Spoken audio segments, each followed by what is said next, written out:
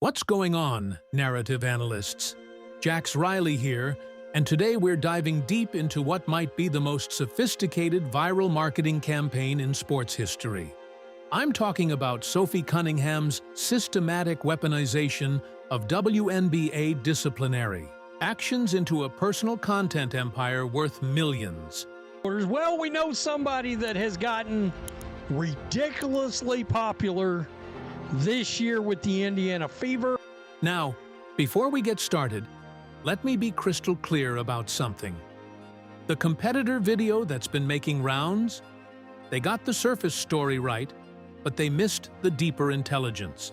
What I'm about to show you is the complete blueprint of how one player turned league punishment into the greatest sports marketing ROI in history. So, buckle up. Because this isn't just about basketball drama, this is about a player who cracked the code on viral monetization while the league kept stepping on the same rake over and over again. Let's start with the numbers that'll blow your mind. Sophie Cunningham paid exactly $900 in WNBA fines total. That's $400 for her first TikTok, criticizing refs, plus $500 for the second one. But here's where it gets absolutely insane. She gained 1.4 million new followers across platforms. Marketing experts calculate her cost per follower at $0.06. The industry standard? $1 to $3 per follower. That means Sophie achieved a 3,333 times better return on investment than traditional social media advertising. But the story doesn't end there. Let me walk you through the four-phase operation that transformed Sophie from a role player into a viral phenomenon. And trust me, this wasn't accidental. This was strategic brilliance disguised as authentic rebellion. It all started with what looked like innocent content. Sophie posted a TikTok reviewing Arby's food while recovering from anesthesia, giving their sliders a solid 9 out of 10. Now, this might seem random, but this organic moment planted the seed for what would become sports marketing history. 1,000 views on a casual food review. Remember that number because it becomes crucial later. The pivotal moment came during a heated game where Sophie physically defended teammate Caitlin Clark. After J.C. Sheldon poked Clark in the eye, Sophie retaliated with a flagrant foul. Both players got ejected. For the last couple weeks, Sophie Cunningham had been bawling out. The internet exploded. Jersey sales sold out within hours. She gained over 500,000 new social media followers overnight, became the most searched WNBA player instantly. Now, here's what the surface analysis missed. This wasn't just a hot-headed moment. Sophie positioned herself as Caitlin Clark's enforcer, creating a compelling narrative that resonated with fans who felt Clark was being targeted. This authentic role provided perfect context for every confrontational moment that followed. Sophie posted a TikTok lip-syncing to specific lyrics targeting WNBA referees. The video hit 1.3 million views and resulted in a $500 fine. But here's where the genius shows. Her response was pure marketing gold. I got fined $500 for this TikTok. I don't know why this is funny to me. 'Cause there's not more important things to be worried about with our league right now. Notice the strategic messaging. She's not backing down. She's positioning the league's priorities as backwards while maintaining her authentic voice. The result? Another 700,000 followers in just 3 days. But Phase 4 is where Sophie revealed her true marketing genius. Remember that casual Arby's review from April? Sophie connected those dots with surgical precision. She appeared at a Fever game, wearing a Hot Girls Eat Arby's shirt, creating instant viral Over Hot Girls Eat Arby's. Yeah, she was wearing this outfit, this arrangement. Arby's immediately capitalized, calling her an unapologetic queen and launching the $20 crop top. It sold out in small and large sizes within 24 hours. This wasn't just merchandise. This was a calculated masterpiece that transformed an existing brand relationship into viral gold. Viral over hot girls eat Arby's. Yeah, she was wearing this outfit, this arrangement. Now, let me break down the revenue streams this strategy generated, because the numbers are absolutely staggering. Current brand partnerships include Adidas, Ring, Quest Nutrition, Mad Hippie, Skims, and of course, Arby's. Her jersey sales spiked to sold-out status multiple times. She landed a podcast contract with Colin Cowherd's The Volume Network. But here's the kicker. Lakers owner Jeanie Buss offered Sophie a position with Women of Wrestling, comparing her to an enforcer protecting superstars. They're literally building entertainment opportunities around her viral persona. Ever heard of somebody named Jeanie Buss? You may be like, who? The Lakers owner? Would love to have Sophie, and wow, that is wild. It really is wild. Marketing experts estimate her brand value increased by millions. Her current net worth sits between $1.5 and $2 million, while her WNBA salary is only $100,000 annually. That means her viral strategy generated more value than decades of traditional basketball. Are other organizations going to get involved in this? You got your ears on Triple H, WWE action? Oh. Official sources won't tell you this, but if you follow the digital breadcrumbs, a different picture emerges. Sophie's actions inspired other players to criticize officiating.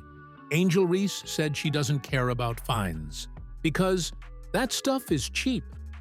Coaches like Becky Hammon started questioning league priorities. This created a broader movement questioning WNBA operations, and Sophie positioned herself as the leader of that rebellion.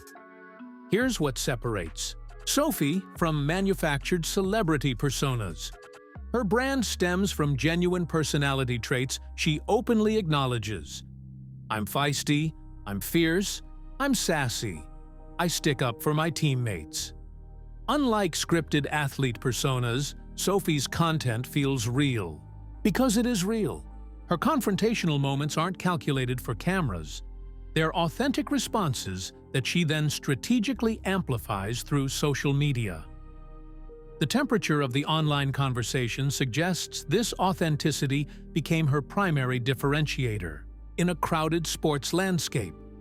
Sophie's reach extends across every major platform. 1.7 million TikTok followers, up from 300,000. Over 1.1 million Instagram followers. Total social reach exceeding 2 million across platforms. But here's the strategic insight. She led all professional sports teams in social video consumption during peak viral periods. Not just WNBA teams, all professional sports teams.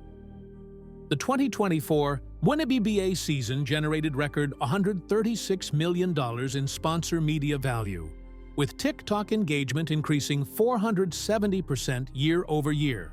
Sophie capitalized on this rising tide while creating her own waves. While the Caitlin Clark effect drove overall league growth, 45% of broadcast value came from Indiana Fever games, Sophie positioned herself as both beneficiary and contributor to this phenomenon. Okay, now let's get into rumor territory. Nothing is officially confirmed, but the online chatter is too loud to ignore. Industry insiders suggest Sophie's approach represents a completely new model for athlete branding.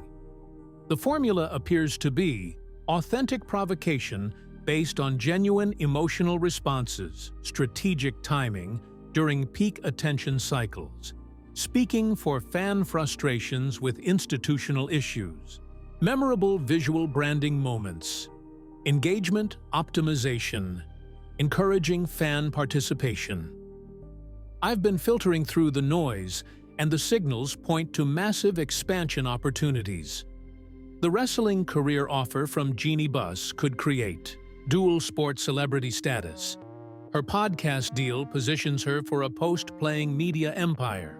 Current brand partnerships suggest potential for lifestyle brand development. But there are risk factors. League backlash could escalate beyond fines to suspensions. There's potential for controversy fatigue if viral moments become too calculated. And the biggest challenge, maintaining authenticity while scaling commercial opportunities. Here's what this really represents. Sophie Cunningham has effectively turned the WNBA's disciplinary system into her personal marketing department. Each fine serves as a content catalyst rather than a deterrent. This represents a fundamental breakdown in traditional sports league authority models and suggests a new paradigm for athlete-league relationships in the social media age. The phenomenon extends beyond individual success to highlight systemic issues within WNBA operations that players are increasingly willing to challenge through viral activism. So, what's fact and what's speculation? Let's break it down. Fact: Sophie paid $900 in fines and gained millions in brand value. Fact: her social media growth trajectory is unprecedented for WNBA players. Fact: major entertainment figures are offering her crossover opportunities. Speculation: whether this strategy is sustainable long-term. But here's what's undeniable. Sophie Cunningham cracked the code on something every athlete dreams of: complete control over their narrative and monetization. The competitor video accurately captures a genuine shift in sports marketing, where athletes are bypassing traditional media gatekeepers to build direct fan relationships. Sophie's success represents the democratization of athlete branding through social media platforms.